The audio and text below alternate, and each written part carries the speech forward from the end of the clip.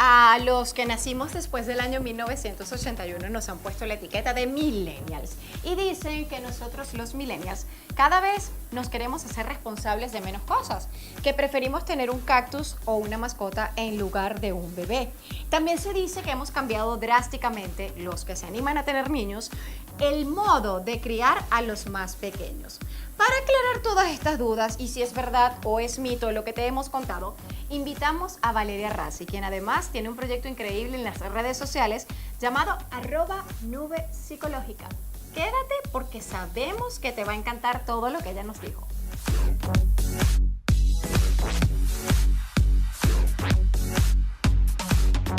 Mi nombre es Valeria Razzi, yo soy psicólogo clínico en el área infanto-juvenil. No, en mi caso es porque he trabajado con muchos niños. Y ya no quiero más. Pero sí ha sido un tema se ha incrementado bastante, pues esto de no querer tener hijos. A mí me parece que tiene que ver mucho también con las demandas actuales, ¿no? Esto de hecho, esto de ser emprendedor, ¿no? De que puedes quizás tener tu propio negocio y todo lo demás. Y al final eso se vuelve como un bebecito, ¿no? Entonces las personas dedican también muchísimo tiempo a hacer crecer sus propios proyectos, sobre todo las mujeres que pues pasaron de estar en casa criando a los hijos y pues se abrieron también al mundo laboral.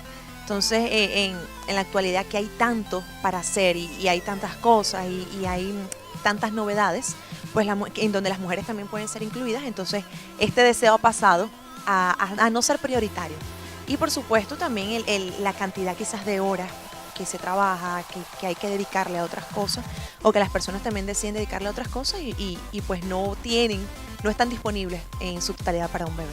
Pues para mí en realidad no tiene nada que ver con el egoísmo. De hecho yo pues como comentamos, para mí es una decisión bastante personal, ¿no? El tener hijos. De hecho siento que no está bien preguntarle a otra persona cuándo va a llegar el momento, por qué no has tenido hijos.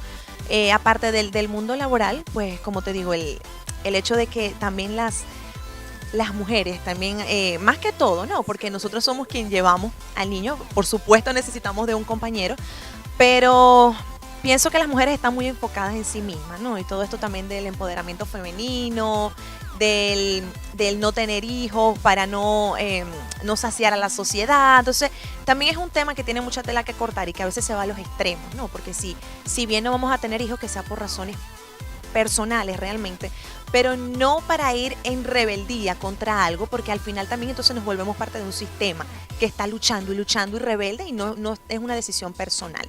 O sea, me parece que intervienen muchos factores, más allá quizás del ámbito psicológico, me parece que es algo más social, ¿no? Es un movimiento que está en esto de que las mujeres necesitan más tiempo para otras cosas, lo del empoderamiento femenino, lo del movimiento feminista, que está totalmente extremo. Entonces, sí, me parece que es algo más social, ¿no? Por supuesto, claro, lo psicológico juega en el sentido de que nosotros somos seres con psique, sí, pero cuando nos conectamos con otros en este sentido, con un mismo propósito, entonces, por supuesto, también lo social cobra protagonismo.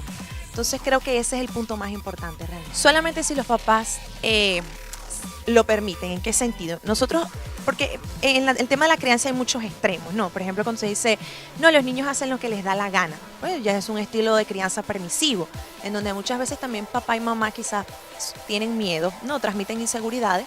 Y a veces tiene que ver mucho también con el tema de que tengo miedo de que mi hijo me deje de querer, por eso dejo que haga lo que quiera. Y está el otro extremo en donde el niño nunca habla, el niño nunca opina, porque es niño, no sabe ni siente. Eso ya es un estilo de crianza autoritario. Entonces, lo que se busca en toda esta ola, porque es una ola totalmente nueva de disciplina positiva y de crianza respetuosa, es poder aportar democracia dentro de la familia. Eso quiere decir que el niño también tiene voz. Muchas personas no entienden el desarrollo evolutivo de los niños, o sea, piensan que es que los niños son seres que es como unas piecitas de ajedrez, que tú las mueves de adelante para atrás. De hecho, muchos adultos se incomodan cuando los niños pequeñitos de 3, 4 años se meten en conversaciones de adultos, pero es algo evolutivo, porque ya se interesan en hacer conversaciones con otros adultos. Entonces lo que hay es que ir tomando poco a poco esas conductas que salen de manera evolutiva e ir adaptándolas a los contextos sociales.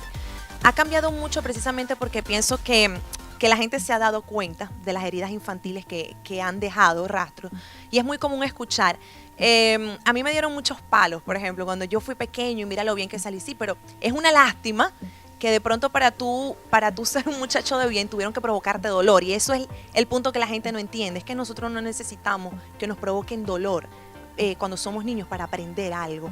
Entonces eso también habla mucho de la frustración del adulto, de su propio niño herido.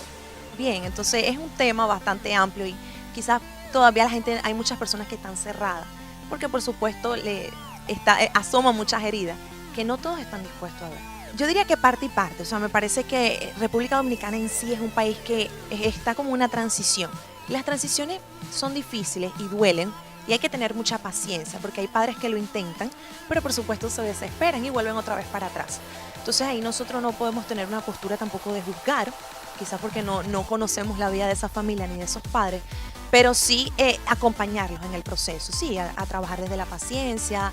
Digo nosotros el papel del psicólogo, ¿no? A trabajar desde la paciencia y la compañía con estos padres que van mucho consulta porque mi niño hace rabietas y yo no sé qué hacer y lo pongo time out a pensar y no me hace caso. Claro, un niño de 1 año que lo pongas a pensar no va a pensar nada. Entonces, estas son cosas que uno los va acompañando. En este sentido, me parece que República Dominicana en sí se está abriendo un poco. De hecho, aquí cada cierto tiempo viene una institución de la Asociación de Disciplina Positiva de Estados Unidos y hacen unas formaciones. Yo hice una y todas eran dominicanas, nada más habíamos 2 extranjeras.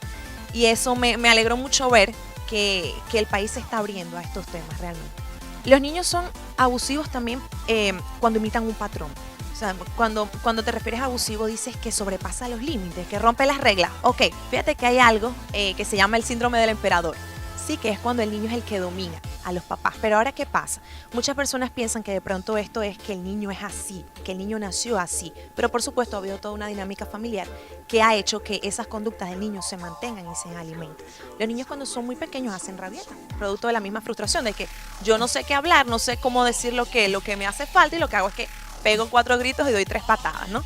Entonces ahí también es necesario atender la necesidad del niño. O sea, bueno, ya, porque está pataleando, porque tiene hambre, porque tiene sueño, porque quiere un juguete. O sea, también ir eligiendo las batallas. Hay cosas que no vale la pena engancharnos con el niño porque no es una lucha de poder. Lo más importante es empezar a crear rutinas desde pequeño. Eso es lo más importante, porque ayuda al niño, primero, a ir inhibiendo quizás un poco la conducta impulsiva, que es natural hasta los 5 o 6 años, que el niño sea muy impulsivo. Después, poco a poco, él va inhibiendo esas conductas para adaptarse a lo social. Ahora, ¿cuándo es importante? El papel de los padres es súper importante en todo momento, pero es clave cuando el niño tiene una conducta quizás que es inadecuada ya para su edad, por ejemplo, o incluso dentro de su misma edad, y los padres entonces, quizás por miedo, no saben qué hacer. Estoy hablando del estilo de crianza permisivo, entonces lo dejan pasar, y lo que hacen es alimentar la conducta. La cuestión no es lastimar al niño, ni siquiera es darle una nalgada porque él lo va a volver a hacer, porque él no entiende el peligro ni nada. Él lo que está es quizás obviando la nalgada, pero en algún momento va a llegar. Lo ideal es, por supuesto, explicarle al niño, pero actuar desde el ejemplo también. Darle opciones limitadas, ser modelo para el niño. Si yo no quiero que mi niño grite o me grite a cada rato, yo no puedo tampoco gritarle. Eso es una realidad. O sea, para que el niño me respete, yo lo tengo que respetar. Y respetarlo no es dejarlo hacer lo que él le dé la gana para lastimar a otros.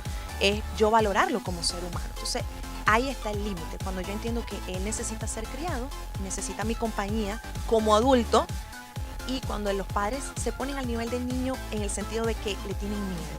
Sí, o sea, se sienten inseguros, tienen miedo de perder el amor de los hijos, que también quizás tiene mucho que ver con la propia historia de los padres. Cuando nosotros hablamos de trauma, muchas personas piensan que es que se va a volver un delincuente, pero es que los traumas a veces no son así. Los traumas, como son tan silenciosos, intervienen incluso en la manera en que nosotros nos relacionamos con otras personas. Quizá en la inseguridad que sentimos al hablarle a un jefe, por ejemplo, porque tenemos miedo que nos pegue 4 gritos o que nos bote. Entonces, son estas cositas que son vivencias del día a día que pasan tan desapercibidas que no nos damos cuenta. Ahora, claro, la depresión y la ansiedad, que son trastornos ya propiamente clínicos, tienen muchos factores. No solamente tienen que ver con historias infantiles, que puede ser de personas que la han estado arrastrando y nunca le han hecho frente, pero también con otras cosas que quizás la pueden detonar. O sea, a lo mejor eso está ahí latente y hay algo que la detona. Por ejemplo, si yo soy una niña que tengo mucho miedo a la autoridad porque me hicieron mucho daño de pequeña. Cuando estoy en un trabajo, por ejemplo, con un jefe autoritario, entonces empieza mi ansiedad a millón. Sí, o sea, se me empieza a desencadenar, pero es porque eso detona un acontecimiento básico de los primeros años de vida. Entonces, eso hay que verlo muy de cerca, si es solamente algo actual o es que tiene más historia. Sí, totalmente. Hay la depresión infantil. Y la depresión infantil tiene que ver más con el ámbito ambiental, porque hay una depresión que tiene que ver mucho con un desequilibrio químico en el cerebro.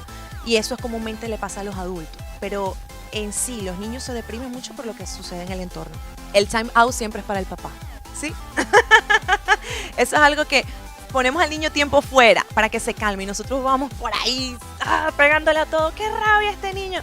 A veces es válido poder alejarse también de la situación. No es necesario que seamos superhéroes. O sea, no tenemos que hacer todo como los manuales, que eso también es un punto importante y yo lo hablo mucho. Sí, hay mucha información sobre crianza respetuosa y disciplina positiva, pero es que hay que adaptarlo a la historia de cada padre. O sea, en el sentido de que nosotros no somos perfectos. Y si nos ponemos que tenemos que ser, entonces caemos en lo mismo de una crianza autoritaria, que si no se hace tal cual así, no. Se tiene que practicar la flexibilidad. Y no con esto digo que ser flexible es pegarle al niño y como dices tú, lanzarlo contra la pared, porque no es la idea. Sino que a veces los padres gritan o a veces los padres se desesperan. Eso no está mal. Hay muchos padres que se sienten culpables y eso es una realidad por la información que se maneja. Es que soy el peor papá del mundo, soy la peor mamá del mundo, no.